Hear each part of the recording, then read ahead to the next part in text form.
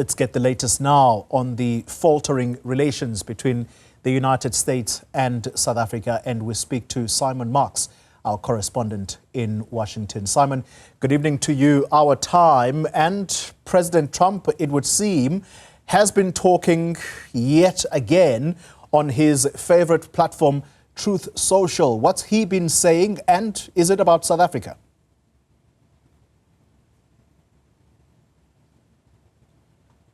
Yeah, absolutely, Golly. And I mean, further indications here that not only is this crisis showing no sign of abating, but actually Donald Trump is now doubling down on what he said about the situation as he claims it exists in South Africa. So he took to his own social media platform, Truth Social, just a couple of hours ago with a fresh posting about South Africa in which he says, and this is the first sentence, South Africa is confiscating land and treating certain classes of people very badly. He goes on to repeat that he views this as a massive human rights violation, language that he used last week in a separate Truth Social posting. And he once again insists the United States won't stand for it. It's going to take action. He says he's going to be cutting off all aid to South Africa until further notice, which isn't quite what his executive order that he signed on Friday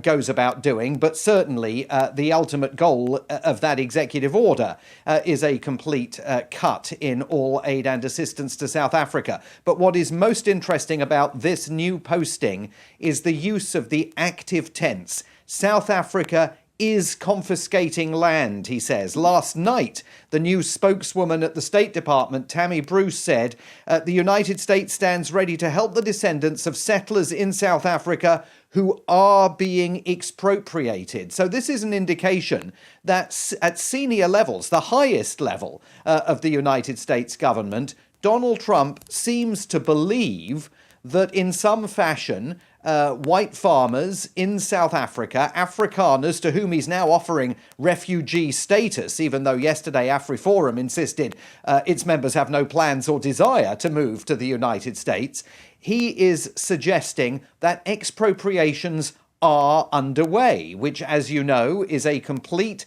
misstatement of the situation in South Africa. We know that government is planning to send a delegation here, they say, as part of routine travels by delegations to all G20 nations to try and focus on government's priorities for the G20 summit in November. Clearly, that delegation is going to be tasked with trying to unpick this catastrophe in the bilateral relationship between Washington, D.C. and Pretoria.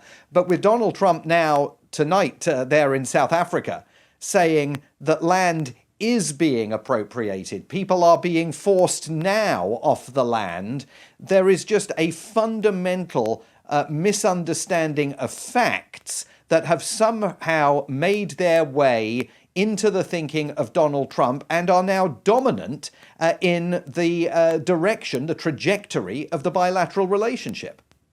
Well, and this is the very narrative, Simon Marks, that the AfriForum has been seeking to, in a way, undo the whole misinformation. And they are saying that they are seeking to clarify this to President Trump, because if they are going to get help, they would rather have that help in their own home, as in South Africa. They're certainly not going to take up that refugee offer in the United States. But I want to also bring in Elon Musk with his call for immediate sanctions on Julius Malema for what he has said in the past. I want to quote directly from Mr. Malema, who replied directly to Elon Musk.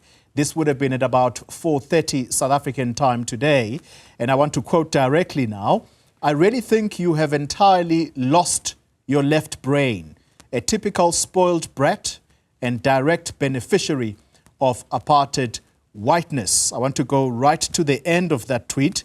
I will never stop fighting for black people to be equal to white people. And if that makes me an international criminal, I am proud to be one.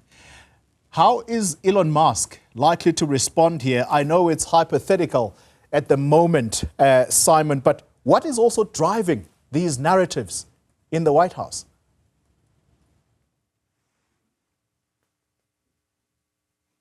Well, look, I think there's no question that there's never been much love lost between Elon Musk and Julius Malema, and certainly that response by the EFF in the written statement and the subsequent postings on social media is a very vigorous rejection of everything that Elon Musk has said about Mr. Malema personally, with the EFF calling on South Africa and its partners and friends around the world to reject any of Elon Musk's business enterprises and what they may be seeking to achieve on foreign soil. I mean, he accuses Elon Musk of interference in South Africa's affairs. The most interesting aspect of all of this from the Washington vantage point is that to see Elon Musk going after Julius Malema, as he's done in the last few hours, underscores this idea that it's been Elon Musk and others, but Mr. Musk certainly recently, who may have been fueling in Donald Trump's mind this notion that expropriation is underway, or that the expropriation law requires this level of response by the United States government. Now, it is clear that there have been other voices for months that have been advancing that argument, and doing so in Donald Trump's immediate vicinity. We were talking on Newzroom Afrika yesterday about the role that Breitbart News, the far-right leaning website, has played in giving substantial oxygen to the developments pertaining to the passage of the expropriation law. And as you know, AfriForum itself came and lobbied in the United States seeking support for pushback against the expropriation law. But we're in a situation now where the air here is about to be thick with delegations from South Africa. Government delegation coming here to try and set the record straight with Donald Trump's administration.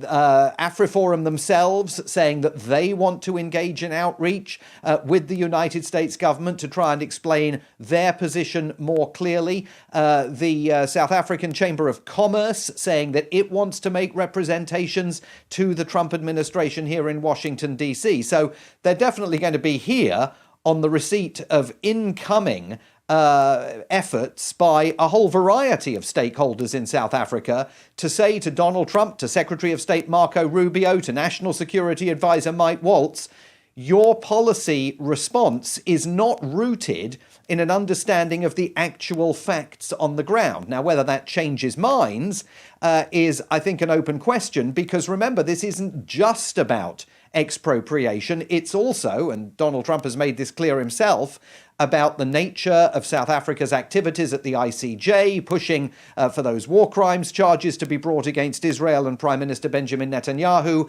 and about the ongoing friendly relationship between Pretoria and Moscow. Both of those issues totally sticking in Donald Trump's craw, separate from the Expropriation Act. If we step outside the Trump-Musk sort of orbit, Simon Marks, there is a Senator, Ted Cruz, who spoke at the start of this month, and I'm holding my phone in my hand because his tweet on it was the 4th of February, he seems to suggest that South Africa is going out of its way to alienate the United States and what he says are our allies. I want to quote directly the part that really interests me here, and that is that he says their timeline to expel our Taiwanese allies from Pretoria is deeply troubling, undermines the national security interests of America and our allies, and will deepen tensions between the US and South Africa. Does that give us a flavor of what the feeling is outside of the Oval Office? Is this a flu that sort of is catching everyone in the United States about South Africa, or is it a select individuals?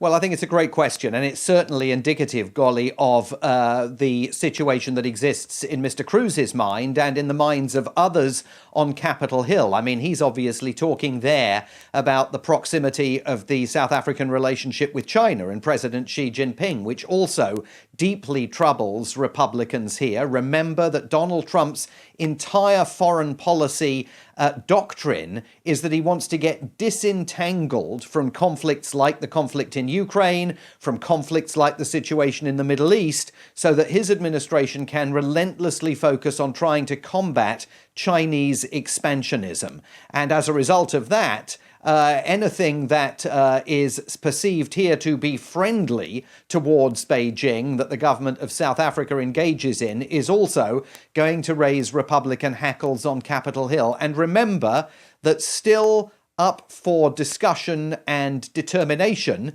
is the future of AGOA for South Africa, and whether all of this is going to reignite efforts on Capitol Hill to launch a review of South Africa with regard to its eligibility for remaining part of AGOA, I think is becoming increasingly inevitable. That this broader concern about South African foreign policy is more widely shared on Capitol Hill than this specific issue, this festering irritant now between the presidency of the United States and the presidency of South Africa over the issue of the Expropriation Act. And the backdrop to all of this, of course, is G20 this November. Marco Rubio, the Secretary of State, already dropping out of the foreign ministers' meeting that was due to take place preparatory to the G20 summit in just a few days' time in South Africa.